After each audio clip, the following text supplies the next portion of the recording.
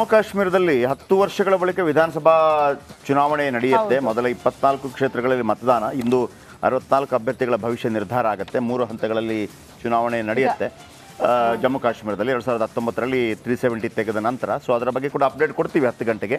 ಈ ನಡುವೆ ಡಿವೈಡರ್ಗೆ ಡಿಕ್ಕಿಯಾಗಿ ಕಾರು 3 ಬಾರಿ ಪಲ್ಟಿಯಾಗಿದೆ ಕೋಲಾರ ಜಿಲ್ಲೆ ಮಾಲೂರು ಪಟ್ಟಣದಲ್ಲಿ. ಏನು ಪಲ್ಟಿ ಇದೆ, ಒಳ್ಳೆ ಪಿಕ್ಚರಲ್ಲಿ ಬಂದಂಗಿದೆ. ಅದೃಷ್ಟವಶಾತ್ ಕಾರ್ನಲ್ಲಿದ್ದವರು ಬಚಾವಾಗಿದ್ದಾರೆ, ಥ್ಯಾಂಕ್ ಗಾಡ್. ರಸ್ತೆಯಲ್ಲಿದ್ದ ಗುಂಡಿ ತಪ್ಪಿಸಲು ಹೋಗಿ ಅವಘಡ. ಒಳ್ಳೆ ಥ್ರಿಲ್ಲರ್ ಮಂಜು ಅವರ ಪಿಕ್ಚರ್ಲಿ ಇದ್ದಂಗಿದೆ. ಯಾಕೆ ನಾನು ಅದನ್ನು ಹೇಳ್ತಾ ಇದ್ದೀನಿ ಅಂತಂದರೆ ಕಾರಲ್ಲಿದ್ದವರು ಬಚಾವಾಗಿದ್ದಾರೆ. ಹಾಗಾಗಿ ಸ್ವಲ್ಪ ಜಾಗರೂಕರಾಗಿ ಓಡಿಸ್ರಪ್ಪ ಗಾಡಿ. ಹೆಂಗೆ ಅದು ಯಪ್ಪ, ಅಲ್ಲಿ ಏನಾದರೂ ನೋಡಿ 1 2 3 ಸಾರಿ ಫಸ್ಟ್ ಫ್ಲೋ ಬಿಡಿ.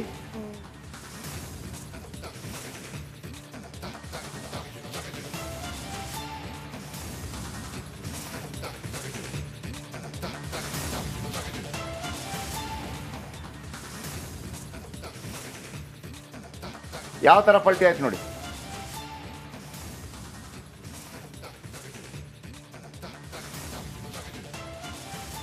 ನೋಡಿ ಈಗ ಸ್ಲೋ ಮೋಷನಲ್ಲಿ ತೋರಿಸ್ತೀನಿ ನೋಡಿ. 1 2 3 ಪಲ್ಟಿ ಆ ಡಿವೈಡರ್ಗೆ ನೋಡಿ, ಕಂಪ್ಲೀಟ್ ಪಲ್ಟಿ. ಲಕ್ಕಿಲಿ ದೇವರ ದಯದಿಂದ ಒಳಗಿದ್ದವರು ಸೇಫ್ ಆಗಿದ್ದಾರೆ. ಸಿನಿಮಾಗಳಲ್ಲಿ ಬಂದಂಗೆ ಓಹೋ ನೋಡಿ, ಅಲ್ಲಿ ಡಿವೈಡರ್, ಆಮೇಲೆ ಅಕ್ಕಪಕ್ಕದ ನೋಡಿ. ಲಕ್ಕಿಲಿ ಅಲ್ಲೊಂದು ಸ್ಕೂಟ್ರ್ ಹೋಗ್ತಾ ಇದೆ ಅಷ್ಟೇ, ಅವನು ಬಚಾವಾಗ್ಬಿಟ್ಟ. ಈಗ ಫುಲ್ ಪ್ಯಾಕ್ಡ್ ಜಾಮ್ ಆಗಿದ್ದಿದ್ರೆ ಅಲ್ಲಿ ಆ ಕಡೆ ಮಕ್ಕಳು ಕೆಲವೊಮ್ಮೆ ಏನಾಗುತ್ತೆ, ಬೆಳಗಿನ ಹೊತ್ತು ಮಕ್ಕಳು ನಿಂತಿರ್ತಾರೆ ಬಸ್ಸಿಗೆ ಮತ್ತೊಂದಕ್ಕೆ. ಸ್ವಲ್ಪ ಜಾಗರೂಕರಾಗಿ ಓಡಿಸ್ರಪ್ಪ. ಸರಿ, ರಸ್ತೆ ಗುಂಡಿ ತಪ್ಸೋಕೆ ಹೋಗಿದ್ದಾನೆ, ಅವನಿಗೂ ಗೊತ್ತಿರಬೇಕಲ್ವಾ ಓಡಿಸುವಾಗ ಸ್ವಲ್ಪ ಸ್ಲೋ ಹೋಗಬೇಕು, ಇಲ್ಲಿ ರಸ್ತೆ ಗುಂಡಿ ಇದೆ ಅಂತೇಳಿ. ಅವನೇನು ಐಸ್ ಕ್ರೀಮ್ ಮೇಲೆ ಓಡಿಸೋದು ಅಂದ್ಕೊಂಡೆ ಹೆಂಗೆ? ಇವನು ರಸ್ತೆ ಗುಂಡಿ ತಪ್ಪಿಸೋಕೆ ಗೊತ್ತಿರಬೇಕಲ್ವಾ ನಾವು ಎಂಥವ್ರನ್ನ ಆಯ್ಕೆ ಮಾಡಿದ್ದೀವಿ ಅಂತೇಳಿ. ಯಥಾ ರಾಜ ತಥಾ ಪ್ರಜಾ. ಸ್ಪೀಡ್ ಹೋಗುವಾಗೆ ಇಲ್ಲ ರಸ್ತೆಯಲ್ಲಿ, ಎಲ್ಲ ಕಡೆ ಗುಂಡಿ ಇರುತ್ತೆ. ಆಮೇಲೆ ಒಂದು ಮಾತಿದೆ, ಈಗ ನಾವು ರಾಜಕಾರಣಿಗಳನ್ನ ಬೈತೀವಲ್ವಾ, ಅದು ನಮ್ಮ ಯೋಗ್ಯತೆ ಅಂತ. ನಾವೇ ಆಯ್ಕೆ ಮಾಡಿದ್ವಿ, ನೀವೇ ಆಯ್ಕೆ ಮಾಡಿದ್ದು. ಅಂದ್ರೆ ನಿಮ್ಮ ಯೋಗ್ಯತೆಗೆ ಅನುಸಾರವಾಗಿ ನಿಮ್ಮ ರಾಜಕಾರಣಿನೂ ಸಿಗ್ತಾನೆ ಅಂತ. ಹೌದು. ಯಥಾ ರಾಜ ತಥಾ ಪ್ರಜಾ. ನೀವಂತ ಗುಂಡಿ ಆಗಿರುವಂತ ರಾಜಕಾರಣಿಗಳನ್ನ ಆಯ್ಕೆ ಮಾಡಿದ್ರೆ ಅವರು ಗುಂಡಿ ಮಾಡಿ ಕೊಟ್ಟಿದ್ದಾರೆ, ನೀವು ಗುಂಡಿಯಲ್ಲಿ ಡ್ಯಾನ್ಸ್ ಮಾಡ್ತಾ ಇದೀರಿ. ಅದ್ರ ಜೊತೆಗೆ ನಾವು ಒಳ್ಳೆಯವ್ರನ್ನ ಆಯ್ಕೆ ಮಾಡಿದ್ರು ಕೂಡ ಅಧಿಕಾರ ಬಂದ್ಮೇಲೆ ಅವ್ರು ಚೇಂಜ್ ಆಗ್ಬಿಟ್ಟಿರ್ತಾರೆ ಅಂತ ಕೆಲಸ ಮಾಡಲ್ಲ. ಆ ಟೈಮಲ್ಲಿ ನಾವು ಅದೇ ಹೇಳೋದು, ಪ್ರತಿ ಸಲ ಕೂಡ ನಾನು ನನ್ನ ಜಾತಿಯವನಿಗೆ ಹಾಕ್ತೀನಿ, ನನ್ನ ಆ ಪಾರ್ಟಿ ಭಯಂಕರ, ಅವಲ್ಲಿ ಕೆಟ್ಟಾಕೊಳಕ್ಕೆ ಯಾವನಿದ್ರು ಕೂಡ ನಡೆಯುತ್ತೆ ಅಂತಂದ್ರೆ ಆಗಲ್ಲ. ಪ್ರಜಾತಂತ್ರ ವ್ಯವಸ್ಥೆಯಲ್ಲಿ ಈ ಸಮಾಜ ನಮ್ಮದು, ಈ ದೇಶ ನಮ್ಮದು, ರಾಜಕಾರಣಿಗಳದಲ್ಲ. ನಾವು ಅವರಿಗೆ ಕೆಲಸ ಕೊಡೋದಷ್ಟೇ. ನೋಡಪ್ಪ, ಈಗ ಒಬ್ಬ ಸೆಕ್ಯೂರಿಟಿ ಗಾರ್ಡನ್ನ ಕರಿತೀವಲ್ವ ನಾವು, ಸೆಕ್ಯೂರಿಟಿ ಗಾರ್ಡ್ ಕರೆದ್ಬಿಟ್ಟು ಕರೆಕ್ಟಾಗಿ ಕೆಲಸ ಮಾಡಿಲ್ಲ ಅಂದ್ರೆ ನೀವೇನ್ ಮಾಡ್ತೀರಿ? ತೆಗ್ದಾಕ್ತೀವಿ, ಸಂಬಳ ಕೊಡೋದಿಲ್ಲ. ಮಕ್ಕಳು ಹಂಗೇನೆ ಇವರು ರಾಜಕಾರಣಿಗಳು ಅಂತಂದ್ರೆ ಜನರ ಸೇವಕರು, ಸೇವೆ ಮಾಡ್ಲಿಕ್ಕಿರೋದು. ಸೇವೆ ಮಾಡಲಿಕ್ಕೆ ನೋಡಪ್ಪ, ನಿನಗೊಂದು ಕಾರ್ ಕೊಡ್ತೀನಿ, ನಿನಗೊಂದು ಡ್ರೈವರ್ ಕೊಡ್ತೀನಿ, ನಿನಗೆ ಫೋನ್ ಕಾಲ್ ಫ್ರೀ ಕೊಡ್ತೀನಿ, ಬಸ್ಸಲ್ಲಿ 50% ಫ್ರೀ ಕೊಡ್ತೀನಿ, ಟ್ರೈನಲ್ಲಿ ಫ್ರೀ ಕೊಡ್ತೀನಿ ಅಂತೆಲ್ಲ ನಾವು ಫೆಸಿಲಿಟೀಸ್ ಕೊಡೋದು ಅವನಿಗೆ, ಯಾರಿಗೆ? ರಾಜಕಾರಣಿಗೆ. ಆಮೇಲೆ ಕಾರ್ಯಾಂಗದಲ್ಲಿ ಇವನು ಇರ್ತಾನಲ್ಲ ಅಧಿಕಾರಿ, ಅವನಿಗೂ ಅಷ್ಟೇ. ನೋಡಪ್ಪ, ನಿನಗೊಂದು ರೂಮ್ ಕೊಡ್ತೀನಿ, AC ಕೊಡ್ತೀನಿ, ಕಾರ್ ಕೊಡ್ತೀನಿ, ಡ್ರೈವರ್ ಕೊಡ್ತೀನಿ, ಸಂಬಳ ಕೊಡ್ತೀನಿ, ಪೊಲೀಸ್ ಆಗಿದ್ರೆ ನಿನಗೆ ಗನ್ ಕೊಡ್ತೀನಿ, ಕಾಕಿ ಬಟ್ಟೆ ಕೊಡ್ತೀನಿ, ಎಲ್ಲ ನಮ್ಮ ದುಡ್ಡು. ಅವರು ಸೇವಕರು, ಇವರು ನಮ್ಮ ಏನಂತಾರೆ, ನೌಕರರು. ರಾಜಕಾರಣಿಗಳು ಸೇವಕರು, ಇವರು ನೌಕರರು. ನಾವು ಸರಿಯಾಗಿ ನೋಡ್ಕೊಂಡ್ರೆ ನಮ್ಮನ್ನ ಹಿಂಗೆ ಗುಂಡಿಗೆ ಬೀಳಿಸ್ತಾರೆ ಅಷ್ಟೇ. ಗುಂಡಿಗೆ ಬೀಳದಂಗೆ ನಾವು ನೋಡ್ಕೋಬೇಕು. Thank you. ಇದರ ಎಕ್ಸ್ಕ್ಲೂಸಿವ್ ಮಾತು. ದಾಸನ ಕೇಸ್ ವರದಿ ಮಾಡುವ ಬಗ್ಗೆ ಹೇಳಿದ್ದೇನು, ನಟ ನಟಿಯರ ಅಭಿಪ್ರಾಯದ ಬಗ್ಗೆ ಉಪೇಂದ್ರ ಮಾತು, ರಿಪಬ್ಲಿಕ್ ಕನ್ನಡದೊಂದಿಗೆ ರಿಯಲ್ ಸ್ಟಾರ್ ಸಂದರ್ಶನ. ನಟ ನಟಿಯರ ಅಭಿಪ್ರಾಯದ ಬಗ್ಗೆ ಉಪೇಂದ್ರ ಅವರ ಜೊತೆ ಒಂದು ಎಕ್ಸ್ಕ್ಲೂಸಿವ್ ಮಾತನ್ನು, ಅಂದರೆ ಒಂದು ಇಂಟರ್ವ್ಯೂವನ್ನು ನಮ್ಮ ಕಲೀಗ್ ನಾಗೇಂದ್ರ ಬಾಬು ಮಾಡಿದ್ದಾರೆ. ಈ ಸಂದರ್ಭದಲ್ಲಿ ದರ್ಶನ್ ವಿಚಾರವನ್ನು ಕೇಳಲಾಯಿತು. ಏನು ಹೇಳಿದ್ದಾರೆ ಕೇಳಿಸ್ಕೊಳ್ಳಿ. ಮಾಡ್ತಾನೆ ಇಲ್ಲ, ಏನು ಹೇಳಬೇಕು ಅನ್ಸುತ್ತೆ ನಿಮ್ಗೆ ಹೇಳಿ. ಆ್ಯಕ್ಚುಲಿ ಕೇಳಿದ್ರೆ ನೋವಾಗುವಂಥ ಸಂಗತಿ ಅದು. ಎಲ್ಲರಿಗೂ ಒಂದು ನೋವಾಗಿದೆ, ಎಷ್ಟೋ ಫ್ಯಾನ್ಸ್ಗಳು ನೋವಾಗಿದೆ, ಎಲ್ಲರಿಗೂ ಒಂದು ಬೇಸರದ ಸಂಗತಿ ಅದು. ನೋಡೋಣ, ಅದು ಇನ್ವೆಸ್ಟಿಗೇಷನ್ ಸ್ಟೇಜಲ್ಲಿದೆ, ನೋಡೋಣ ಏನಾಗುತ್ತೆ ಅಂತ. ಇದನ್ನ ನಾವು ಚರ್ಚೆ ಮಾಡ್ತಾನೆ ಇದ್ದೀವಿ, ಮತ್ತೆ ಅದನ್ನು ಚರ್ಚೆ ಮಾಡ್ತಿದ್ದೀವಿ. ಆ್ಯಕ್ಚುಲಿ ನಮಗೆ ಗೊತ್ತಿರೋದು ಇಷ್ಟೇ, ನೀವೇನು ಹೇಳ್ತೀರೋ ಅದನ್ನು ನೋಡ್ತಾ ಇದ್ದೀವಿ ನಾವು, ಅಲ್ವಾ? ನಮಗೆ ಗೊತ್ತಿರೋದು ಇಷ್ಟೇ ಅಲ್ವಾ?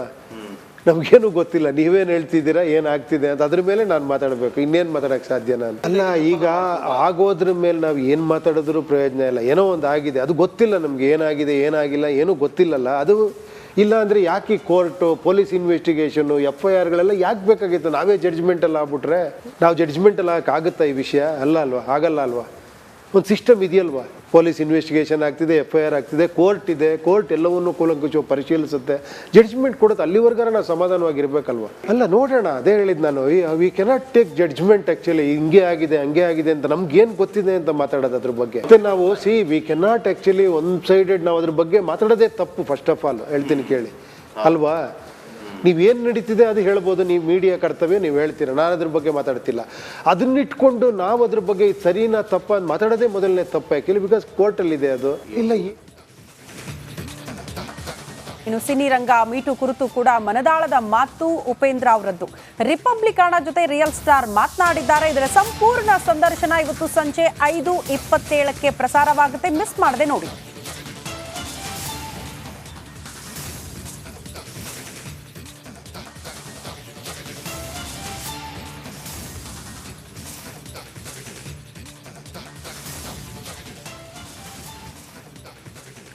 ಓಕೆ, ಇವರು ಯಾರು, ಉಪೇಂದ್ರ ಅವ್ರ ಬಗ್ಗೆ ಒಂದು ಎಕ್ಸ್ಕ್ಲೂಸಿವ್ ಇಂಟರ್ವ್ಯೂ ಮಾಡಿದ್ದೀವಿ, ಸಂದರ್ಶನ ಮಾಡಿದ್ದೀವಿ. 5:27ಕ್ಕೆ, ಸಂಜೆ 5:27ಕ್ಕೆ ಎಲ್ಲ ವಿಚಾರದ ಬಗ್ಗೆ ಮಾತಾಡಿದ್ದಾರೆ. ನಮ್ಮ ಕಲೀಗ್ ನಾಗೇಂದ್ರ ಬಾಬು ಮಾಡಿರುವಂಥ ಸಂದರ್ಶನ 5:27ಕ್ಕೆ ತಪ್ಪದೆ ವೀಕ್ಷಿಸಿ. ಎಲ್ಲ ಪ್ರಶ್ನೆಗಳಿಗೆ ಕೂಡ ಉತ್ತರ ಕೊಟ್ಟಿದ್ದಾರೆ. ದರ್ಶನ ವಿಚಾರಕ್ಕೆ ಪ್ರಶ್ನೆಯನ್ನು ಕೇಳಿದ್ದೀವಿ, ಅದಕ್ಕೆ ಉತ್ತರ ಕೊಟ್ಟಿದ್ದಾರೆ. ಅದಾದ ನಂತರ ಮೀಟು ವಿಚಾರ ಏನಿದೆ ಅದಕ್ಕೆ ಉತ್ತರ ಕೊಟ್ಟಿದ್ದಾರೆ. ಅವರ ಕೆಲವು ಸಿನಿಮಾದ ಬಗ್ಗೆ ಕೂಡ ಮಾತಾಡಿದ್ದಾರೆ.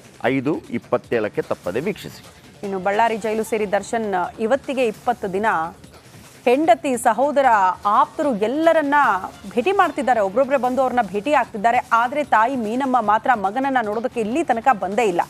ತಾಯಿ ಬರುವಿಕೆಗೆ ಕಾಟೇರ ಕಾಯ್ತಾ ಇದ್ದಾನಂತೆ. ಈ ಕುರಿತ ಒಂದು ವರದಿ ಇದೆ, ಬನ್ನಿ ನೋಡ್ಕೊಂಡು ಬರೋಣ.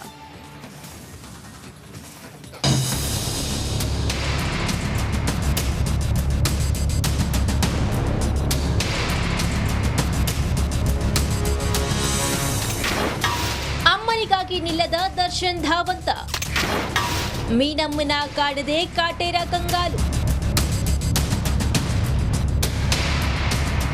ಕೊಲೆ ಪ್ರಕರಣದಲ್ಲಿ ಪರಪ್ಪನ ಅಗ್ರಹಾರದ ಬಳಿಕ ಬಳ್ಳಾರಿ ಜೈಲಿಗೆ ಶಿಫ್ಟ್ ಆಗಿರುವ ನಟ ದರ್ಶನ್ಗೆ ತಾಯಿ ಹಂಬಲ ಹೆಚ್ಚಾಗಿದೆ.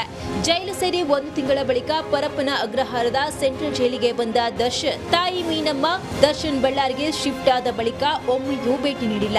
ತಾಯಿ ನೋಡಲು ದರ್ಶನ್ ಧಾವಂತದಿಂದ ಕಾಯ್ತಿದ್ದಾರೆ. ಆದ್ರೆ ಮೀನಮ್ಮ ಮಾತ್ರ ಮಗನ ಕಡೆ ತಿರುಗಿ ನೋಡ್ತಿಲ್ಲ.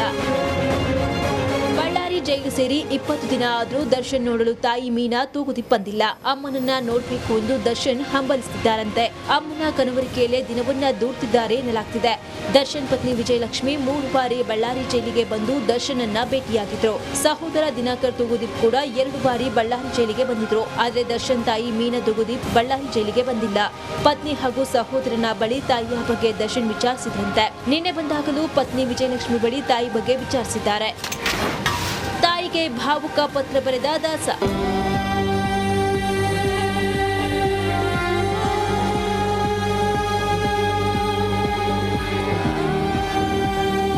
ಕಳೆದ ಬಾರಿ ಮೀನಾ ತೂಗುದೀಪ್ ಬಳ್ಳಾರಿ ಜೈಲಿಗೆ ಮಗನನ್ನ ನೋಡಲು ಬರಬೇಕಿತ್ತು. ಆದ್ರೆ ಕೊನೆ ಕ್ಷಣದಲ್ಲಿ ಬರಲು ಸಾಧ್ಯವಾಗಲಿಲ್ಲ.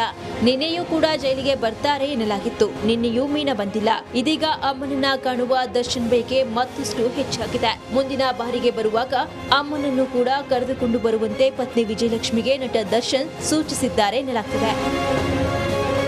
ಇದಷ್ಟೇ ಅಲ್ಲದೆ ತಾಯಿ ಬಾರದಿದ್ದಕ್ಕೆ ದರ್ಶನ್ ಪತ್ರವನ್ನು ಕೂಡ ಬರೆದಿದ್ದಾರೆ. ನಿನ್ನೆ ಸೆಲ್ನಿಂದ ಬರುವಾಗ ಪತ್ರ ತಂದ ದಾಸ ಫೋನ್ನಲ್ಲೂ ಮಾತಿಲ್ಲ, ಭೇಟಿಯೂ ಮಾಡ್ತಿಲ್ಲ. ಹೀಗಾಗಿ ಮುನ್ನಿಟ್ಟಿರುವ ಮೀನಮ್ಮಗೆ ಭಾವುಕ ಪತ್ರವನ್ನ ಬರೆದು ಪತ್ನಿ ವಿಜಯಲಕ್ಷ್ಮಿ ಕೈಗೆ ಪತ್ರ ಕೊಟ್ಟು ಕಳುಹಿಸಿದ್ದಾರಂತೆ. ಅಮ್ಮನಿಗೆ ಕೊಡು, ಮುಂದಿನ ವಾರ ಬರುವಾಗ ಕರೆದುಕೊಂಡು ಬಾ ಎಂದು ಹೇಳಿದ್ದಾರೆ.